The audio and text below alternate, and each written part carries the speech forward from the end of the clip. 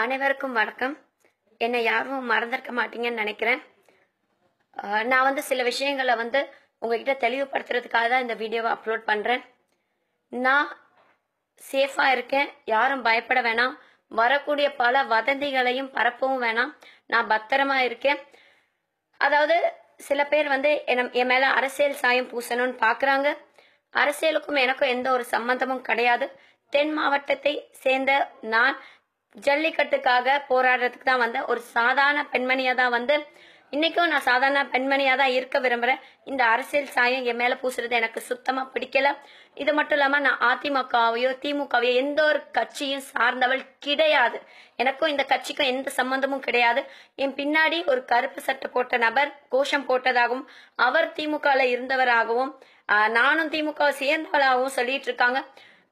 நான் அவர் யாருன்னு எனக்கு தெரியாது. கருப்பு சட்டை போட்ட நிறைய பேர் மெரினா கடற்கரையில குவிஞ்சிருந்தது நம்ம எல்லாருக்குமே தெரியும். இதுல இவர் யாருன்றதும் எனக்கு தெரியாது. தெரிஞ்சுக்கணும்ன்ற அவசியமும் எனக்கு கிடையாது. எனக்கு நிறைய மிரட்டல்கள் வந்த வண்ணம் இருக்கு. ஆனா இதை கண்டு நான் பயப்பட போறதும் கிடையாது. நான் ஒரு தமிழ் பெண், ஒரு தமிழ் வீர பெண்ணா கடைசி வரைக்கும் இதுக்காக போராடுவேன்.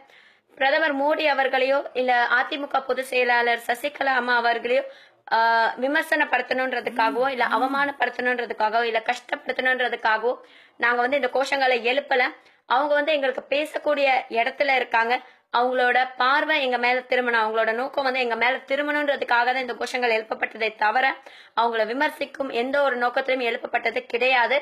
நான் திரும்பி சொல்றேன், நான் எந்த கட்சியும் சேர்ந்தவள் கிடையாது. நான் ஒரு தமிழ் பெண்ணாக மட்டுமே இருக்க விரும்புகிறேன். நன்றி.